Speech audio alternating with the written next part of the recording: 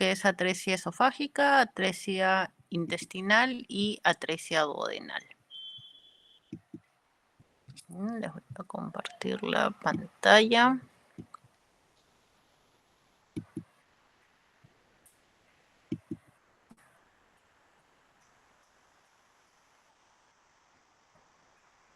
Vamos a empezar con atresia esofágica. Por favor, ¿me pueden confirmar si ahí están viendo la pantalla?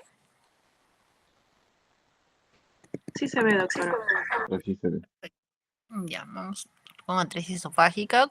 A saber, es una patología congénita, ¿no? En la cual la luz del esófago está interrumpida y muchas veces este esófago puede tener comunicación con la tráquea, ¿no? Lo más frecuente es esta, ¿no? La tipo 3 o la tipo C, en la que tenemos un bolsón esofágico superior y el esófago distal está comunicado con la tráquea, ¿no? Se presentan más o menos en uno en cada 2.500 a 3.000 nacidos vivos. Un tercio de los pacientitos son prematuros, ¿no? Se relaciona con anomalías cromosómicas hasta en un 10% de los pacientes. Las más frecuentes es la trisomía 18, seguido por la trisomía 21 y la trisomía 13. Ya es ligeramente más frecuente en los varones. Está relacionado con la edad materna avanzada, con diabetes materna, bien.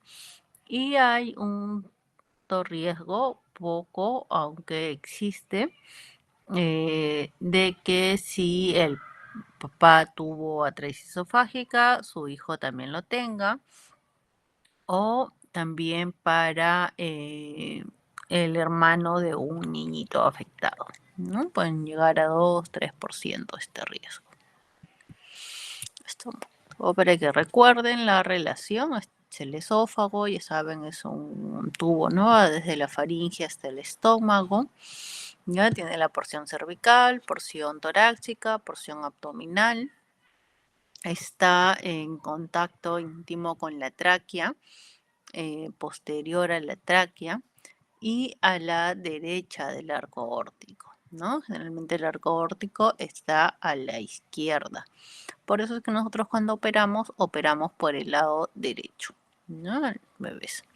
Y bueno, también la relación con el nervio vago, que siempre durante la cirugía hay que evitar lesionarlo.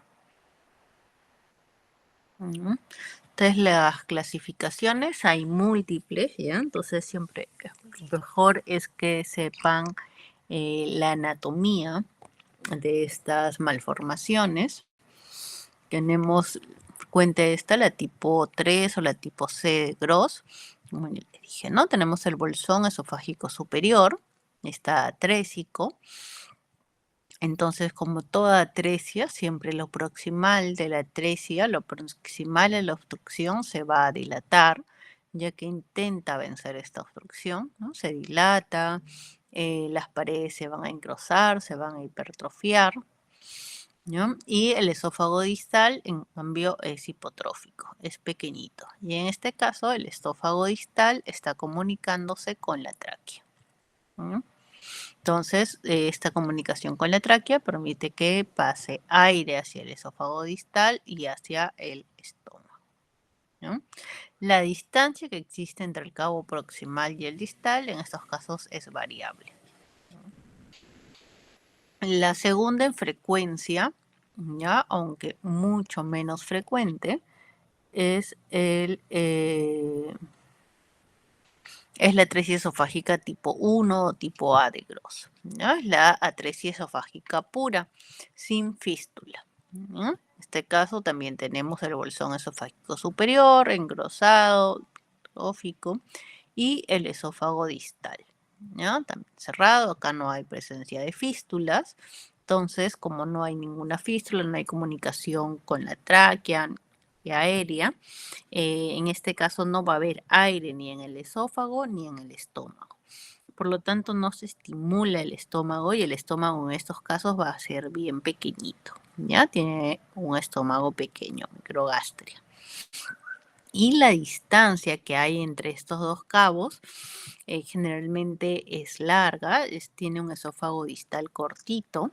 Entonces, en estos casos, a veces no es posible hacer una anastomosis primaria.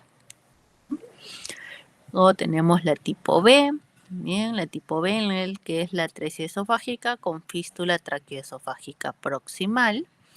¿Ya? El esofágico, una fístula hacia la tráquea, generalmente esta fístula es a nivel cervical y el esófago distal cerradito. En la A y en la B, en las radiografías no tenemos aire en la cavidad abdominal, ¿no?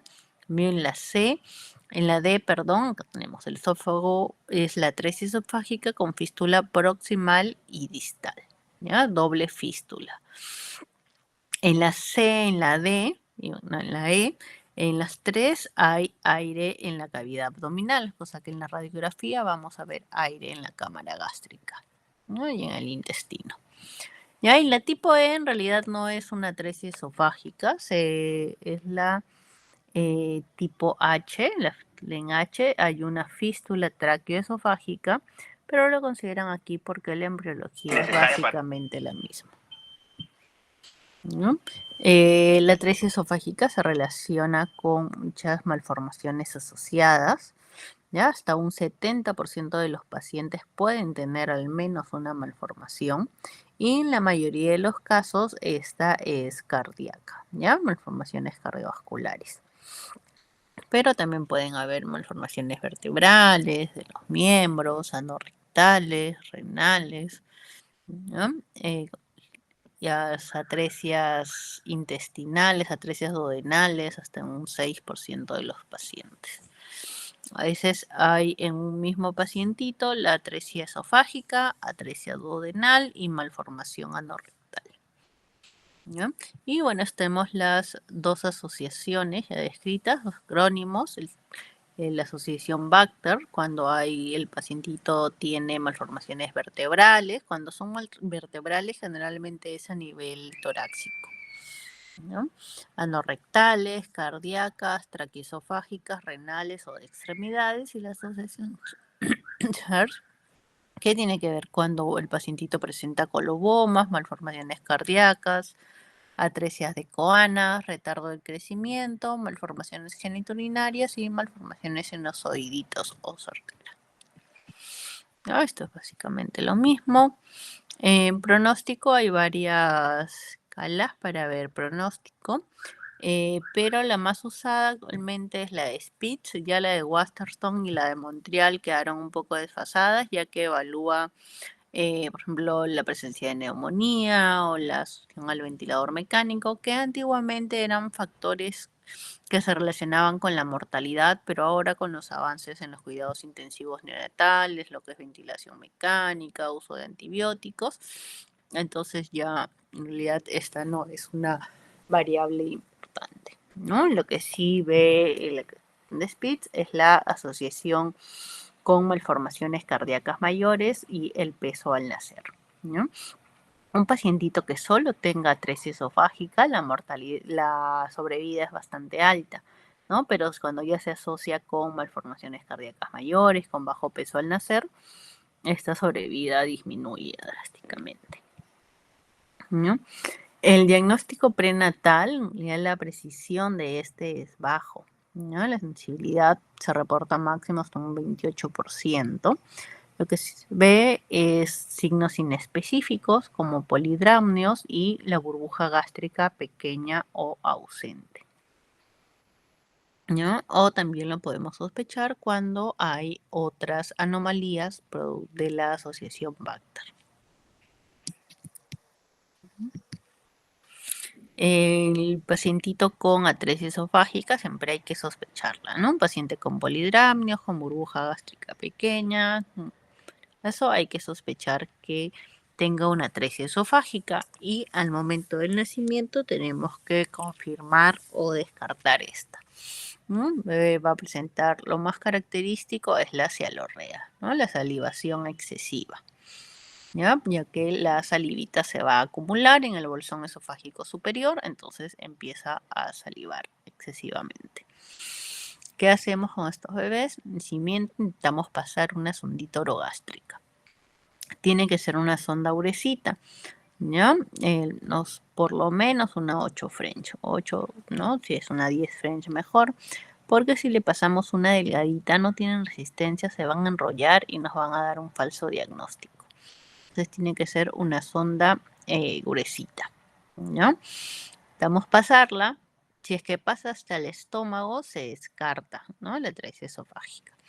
Pero si es que no nos permite pasar, solo pasan unos 10, 12 centímetros de la arteria y ahí frena, entonces hay que sospechar, ¿no? Que puede ser una atresia esofágica. Y para esto, lo que hacemos, para confirmarlo, pedimos una radiografía.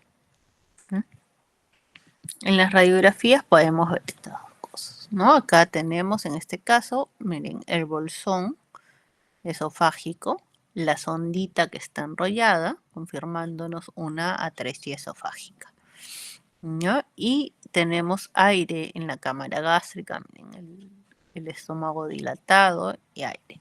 Entonces, esto que nos dice que este bebé puede ser, por frecuencia, se cree que es una atresia tipo 3, ¿no? Pero también podría ser una tipo 4. ¿Y en qué momento las diferenciamos?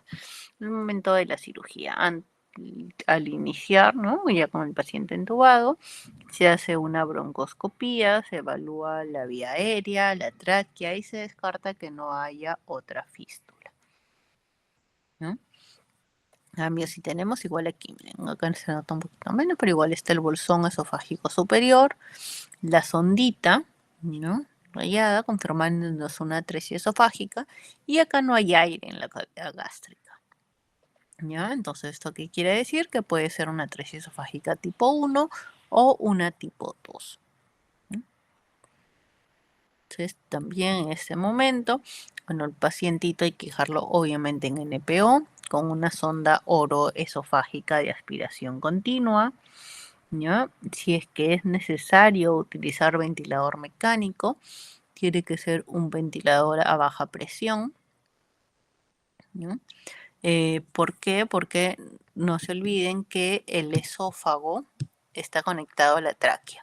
Entonces, si nosotros ventilamos con mucha presión, va a entrar todo ese flujo de aire a la tráquea. De la tráquea va a pasar al esófago, de aquí al estómago, y se nos va a dilatar, como aquí, por ejemplo, un estómago bastante grande. Se va a dilatar y se nos puede llegar a perforar, ¿no? Por eso a baja presión hay que iniciar antibióticos, porque este niño tiene riesgos de broncoaspiración. Además que también hay reflujo ácido, ¿no? Así como pasa la salivita del esófago superior hacia la tráquea, también puede haber reflujo ácido del estómago, ¿no? Sube hacia el esófago y por la fístula traqueoesofágica, ocasionando neumonitis químicas. Pues, el bebé tiene que estar con antibióticos, ¿no? Y bueno, descartar otras malformaciones asociadas, hacer un ecocardio, ver hacia dónde está el arco aórtico para no llevarnos sorpresas en el momento de la cirugía, porque hasta un 10% de los pacientes puede tener un arco aórtico a la derecha, ¿ya? Y bueno, descartar cualquier otra malformación que pueda comprometer la vida y que tal vez requiera un manejo incluso antes del manejo de la atresia esofágica, ¿ya? La cirugía de la atresia esofágica no es un procedimiento de emergencia, ¿ya? Y bueno, que hemos hecho todo esto, llevamos al paciente a sala de operaciones. Se le coloca en decúbito lateral izquierdo, ya que nosotros vamos a entrar por el lado derecho, ya por la posición del arco aórtico, ¿no? Y esta es la posición en la que se les coloca. El objetivo de la cirugía es ligar la fístula, ¿no? Y restaurar la permeabilidad esofágica, ¿no? Bien, aquí está, ¿no? La fístula, esta es la fístula, esta es la vena ácigos. La fistulita entrando a la tráquea, se liga la fístula y se hace la anastomosis. Ya se ingresa por toracotomía, usando el dorsal ancho, el serrato anterior. En la cirugía abierta, lo primero que vamos a ver es la vena ácigos, esta va a ser ligada. Y luego vamos hacia la tráquea, ¿no? Este es el esófago inferior entrando a la tráquea. Esto se va a ligar con hilos no reabsorbibles, lo más cercano a la tráquea posible, ¿ya? Y se va a seccionar. Luego identificamos que se está cerrando la fístula, ya le dije hilo no reabsorbible. Luego se identifica el esófago superior, se va a individualizar, separarlo de la tráquea hasta que quede móvil, ¿no? Se apertura y se va a realizar la anastomosis. Primero en la cara posterior, luego podemos pasar una sondita transanastomótica y terminamos con la cara anterior. Aquí sí, hilo reabsorbible, puede ser Bicril o PDS. Y bueno, el abordaje heteroscópico, ya los pasos son los mismos, cambia la vía de ingreso a la cavidad torácica, tenemos mejor visión, menores complicaciones en cuanto a lo que es deformación de la pared torácica. Hay mejor visión, acá está la vena ácigos, ¿no? La están quemando en este caso. Luego el esófago inferior que entra a la tráquea, acá le están colocando clips, estos blanquitos.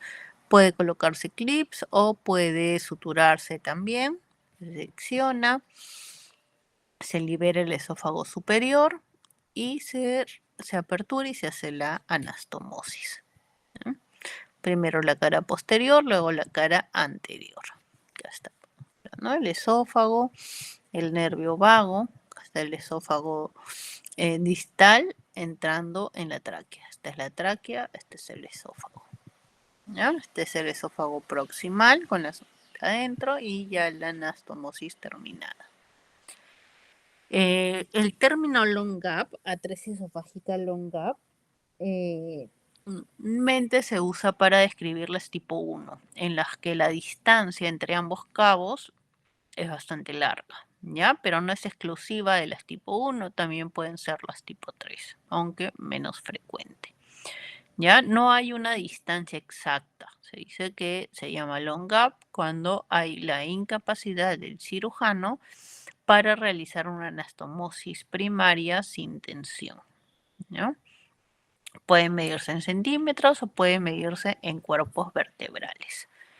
Ya saben, en la tipo 1, ¿no? En la atresia esofágica pura, el abdomen no va a haber aire, va a estar la sondita aquí enrollada. Hay que descartar que no haya una fístula proximal, ¿no?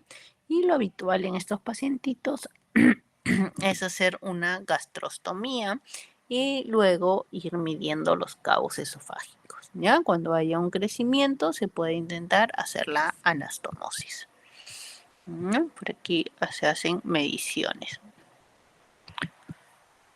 Otras opciones son colocar puntos de tracción entre ambos cabos esofágicos. ¿Ya? Se colocan puntos, se va traccionando y luego de aproximadamente 5 a 7 días se puede volver a operar ya para intentar hacer la anastomosis.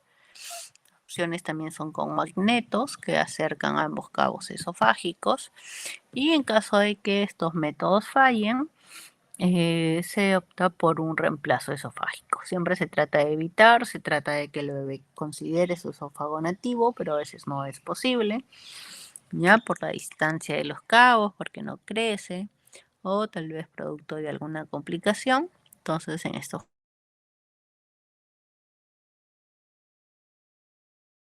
con estómago, con colon, con yeyuno, ya lo más usado son los ascensos gástricos o las transposiciones de colon. Y bueno, en el posoperatorio estos pacientitos van a pasar la ucineo, realmente les dejamos un dren torácico como monitoreo, ¿ya? Y entre el quinto y el séptimo día se realiza un esofagograma, se le pasa contraste, ¿ya? Por sondita o por la boquita que degluta y nos marque todo el esófago. Ven acá como pasa todo el contraste al estómago, no hay ninguna fuga, entonces acá ya retiramos el dren torácico y alimentamos al bebé.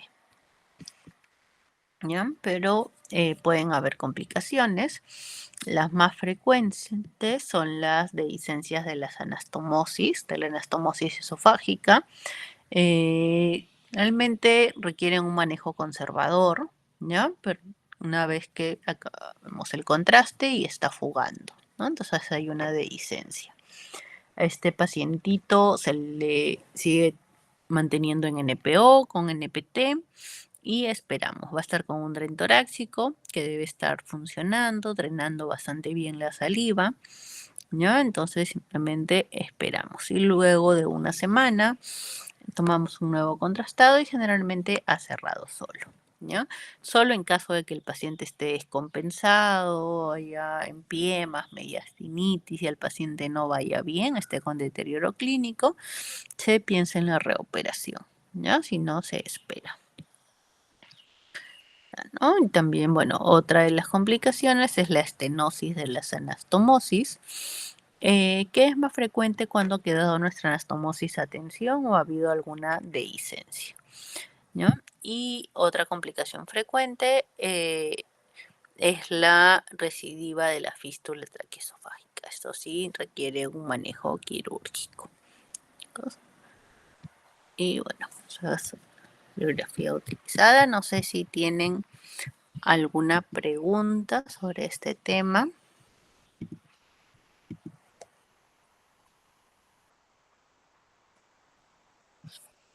No, preguntas, vamos a poner lista.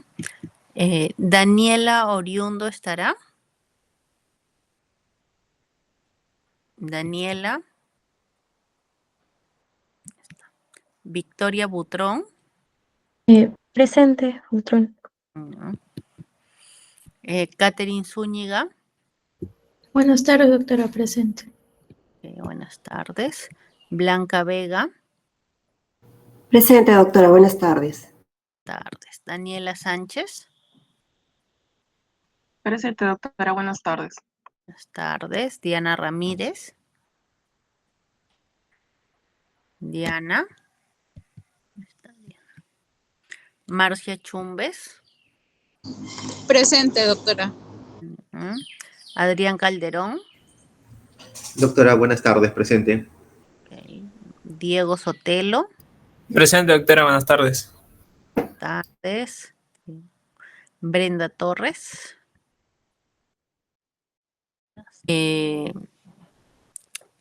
Se presentan más o menos frecuentes que las atresias esofágicas, uno en cada 5.000 a 10.000 nacidos vivos. Realmente cuando tenemos una atresia intestinal, la mayoría de las veces, el 90% de las veces, es en la segunda porción duodenal, ¿no? La causa es desconocida, lo más aceptado es que es una falla en la vacuolización del duodeno, la recanalización, que inicialmente es una estructura sólida, ¿no? La clasificación se clasifican en 3 tipos. La tipo 1 es la tipo membrana, es la más frecuente, ¿no? En la que hay una continuidad del intestino, o sea, continuidad por fuera, pero por dentro, intraluminalmente, hay una membrana, ¿ya? Tenemos una membranita. Esta membrana que, bueno, va a obstruir el paso, ¿no? Por lo que todo lo previo a la obstrucción está dilatado, lo demás colapsado. Pero esta membrana a veces puede tener alguna fenestra, algún agujerito y permite el paso parcialmente, ¿no? De la leche o del aire, lo que nos retrasa el diagnóstico, ¿no? La tipo 2 es un cordón fibroso, ambos cabos duodenales están unidos por un cordón fibroso, y la tipo 3 acá sí hay separación completa de ambos cabos, ¿no?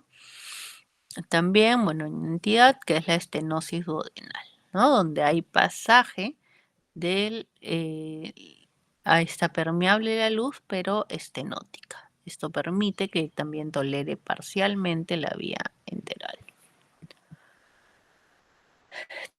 Tiene un alto índice de malformaciones asociadas. Lo más frecuente es con síndrome de Down, ¿no? Y la mayoría de estos pacientitos también son prematuros, ¿ya? Por el polidramnios. Se asocia con síndrome de Down, con malformaciones anorrectales, con malformaciones cardíacas congénitas, ¿no? Malformaciones geniturinarias. Diagnóstico prenatal se debería dar hasta un 65% de los pacientes presenta polidramnios. Vemos también el signo de doble burbuja en la ecografía.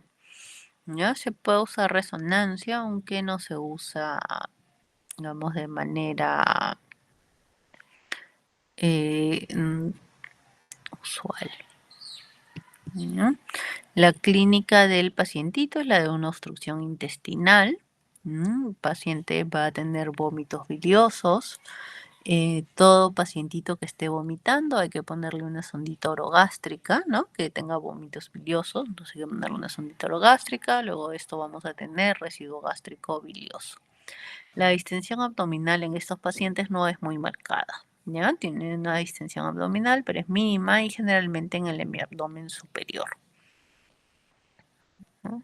Y es más, una vez que colocamos la sondita orogástrica, esta distensión va a bajar bastante. Y bueno, por los vómitos, por el residuo gástrico, puede haber también trastornos hidroelectrolíticos, ¿no? Deshidratación. El diagnóstico en pacientito que empieza a vomitar, hay que colocarlo en NPO, sonda orogástrica gravedad, y tomarle una radiografía de abdomen. Que vamos a ver el clásico signo de la doble burbuja. La burbuja más grandecita es el estómago y la pequeñita es el duodeno previo a la obstrucción, ¿ya? Y ausencia de aire distal. No va a haber aire, solo las dos burbujas y nada más de aire, ¿ya? Ahora, si es que tenemos aire, ¿en qué pensamos? Tenemos aquí las dos burbujas, igual aquí doble burbuja, pero hay aire distal. ¿Esto qué quiere decir? Que puede ser una estenosis duodenal o una membrana duodenal fenestrada. Vale, miren. Doble burbuja, ausencia de aire distal, atresia duodenal, ¿no? Manejo, como digo, primero se estabiliza el paciente, hay que corregir cualquier trastorno hidroelectrolítico, colocarle su sondita orogástrica, descartar otras malformaciones congénitas. ¿Sí? De repente tiene una malformación cardíaca grave que requiere manejo incluso antes que la atresia duodenal. La atresia duodenal no es una patología de emergencia, en ningún caso. Ya colocamos la sonda orogástrica, dejamos el bebé en NPO y nos da incluso varios días para poder operarlo. ¿Ya? ¿Y cuál es la cirugía en estos bebés? Es la duodeno-duodenoanastomosis lateral.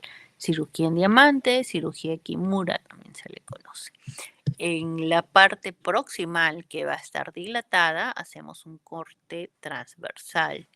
Y en la parte distal de la obstrucción, que es la que está hipotrófica, pequeñita, porque no se ha usado, hacemos un corte longitudinal, ¿ya? Y vamos a anastomosar estos dos. ¿Por qué no podemos cortar nada más? Cortar y anastomosar. Lo duodeno, porque aquí está la vía biliar y podríamos lesionarla, ¿no? ¿Qué complicaciones pueden haber? Esperables, el hilio prolongado. Estos bebés demoran bastante en tolerar la vía oral, a veces 2 semanas o un poco más, ¿ya? Entonces estos niñitos tienen que estar con nutrición parenteral, ¿ya? Ahora, ¿qué otra complicación puede haber? La dehiscencia, ¿no? Dehiscencia de nuestra anastomosis. El paciente va a empezar con deterioro clínico, entonces ahí hay que sospecharlo y esto sí requiere una nueva intervención, ¿no? En posoperatorio el paciente pasa el laucineo, NPO, sonda orogástrica gravedad, hasta que los residuos sean, no tengan mucho volumen en residuo gástrico y se puede iniciar la vía oral, ¿no? Que generalmente demora 1 a 2 semanas. Eso con respecto a las atresias duodenales. Ahora, las intestinales, si bien es cierto, todo es intestino, duodeno, yeyuno, ilion, pero el manejo es diferente. La forma de presentación también. Por eso es que se tratan de manera diferente, ¿no? Las atresias intestinales son las causas más frecuentes de obstrucción intestinal en un recién nacido, ¿ya? Son más o menos de 1 a 5.000 nacidos vivos. Es mucho más frecuente en el ilion, ¿ya? Entonces vemos todo el intestino. Primero lo más frecuente es ilion, luego en yeyuno, luego en duodeno y por último en el colon. Las atresias colónicas son 1% de los casos, es bastante raro. ¿Ya? 1%, un tercio de estos pacientes son prematuros y tienen muy buena supervivencia, ya más del 90%. Que estos no suelen asociarse a cromosopatías ni otras malformaciones. Las causas multifactorial, lo mostrado es que sea una disrupción vascular. Por ejemplo, puede haberse ocasionado un vólvulo intraútero. Entonces ese intestino volvulado va a estar isquémico, se va a necrosar, va a perder, ¿no?, vitalidad, y luego de necrosarse este intestino se va a reabsorber, ¿ya? Entonces se produce la atresia intestinal. En cuanto a la clasificación, esta es la clasificación de Grosfeld, ¿ya? Tenemos la tipo 1, donde igual tenemos continuidad del intestino, de la pared del intestino, pero por dentro tenemos una membranita, ¿ya?, que impide el paso. La tipo 2 ya están separados ambos intestinos, pero unidos por un cordón fibroso de meso. La tipo 3A hay disrupción del meso en forma de V. La tipo 3B es la apple o cáscara de manzana, ¿ya? Y la tipo 4 es la atresia intestinal múltiple. ¿Ya? Ejemplo, aquí tenemos, ¿no?, una atresia esofágica. Esta sería la tipo 1. Hay continuidad del intestino, pero por dentro debe haber una membrana que no permite el paso. Entonces, todo esto proximal está dilatado y el segmento distal está colapsado. Ya, igual acá, segmento proximal dilatado y por aquí colapsado. Tal cual, acá está unido, ¿no?, por mesos. Mire, todo esto, ¿no?, dilatado. Esto es proximal, esto es distal. Acá un apple pill. ¿Ya? El diagnóstico puede darse diagnóstico prenatal, se va a ver asas distendidas, paredes engrosadas, con aumento de peristaltismo, intentando vencer la obstrucción, y polidramnios. Se puede asociar a malrotación, a hilio meconial, a peritonitis meconial, defectos de pared como la gastrosquisis, ¿ya? Pero la frecuencia de malformaciones asociadas es baja, por eso es que la sobrevida es bastante buena. ¿No? O sea, igual, el paciente que presenta un cuadro de obstrucción intestinal, vómitos biliosos, una vez que le colocan la sonda, residuo gástrico bilioso, el abdomen distendido, ¿no?, bastante distendido. Ahora, que elimine o no elimine meconio no nos dice nada, porque puede que la atresia se haya formado, ¿no?, se haya vuelto atrésico cuando ya ha habido meconio en el colon. Entonces puede que si el bebé está haciendo meconio, puede ser residual, ¿no?, lo que ya estaba en el colon cuando se produjo la atresia, ¿no? Estos pacientes sí están bastante distendidos. Esto sí es una emergencia, las atresias intestinales. ¿Ya? El diagnóstico, acá en la radiografía, todo bebé que esté vomitando con residuo bilioso, abdomen distendido, le pedimos la placa. ¿Qué vamos a ver? Igual, signos de obstrucción intestinal, niveles hidroaéreos, asas distendidas, ausencia de aire distal.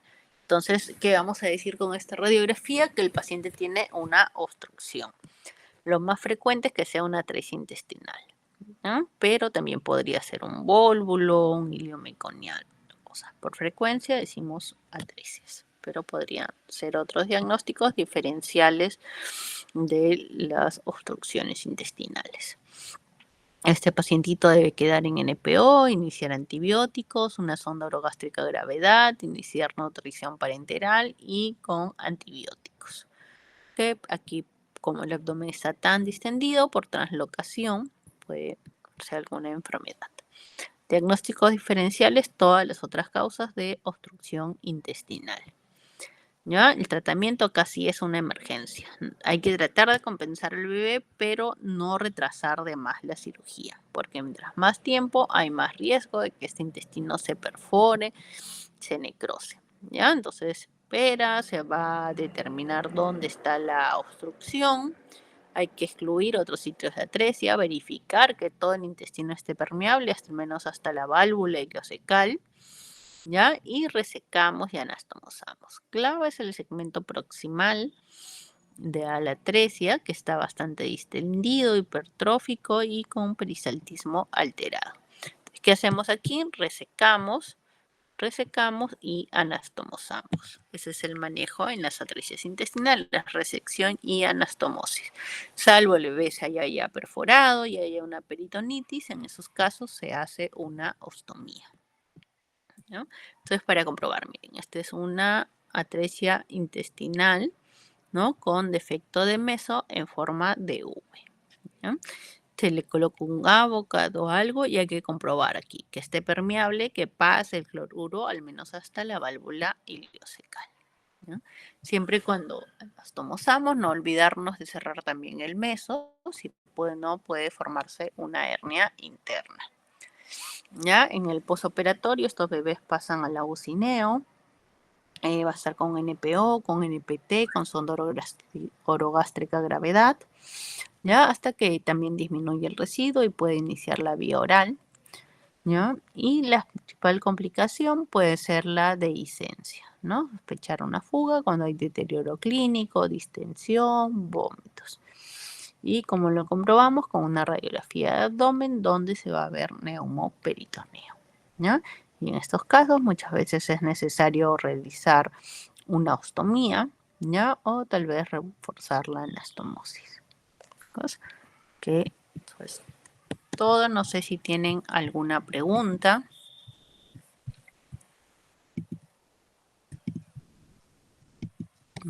No quiero ver si falta. Diana Ramírez se conectó. Sí, doctora. Presente. Ok. Y Andrea Urbano. Ahí está. Si no hay preguntas, eso sería todo por hoy, ¿ya? Hasta luego, que tengan buena tarde. Gracias. Gracias, doctora.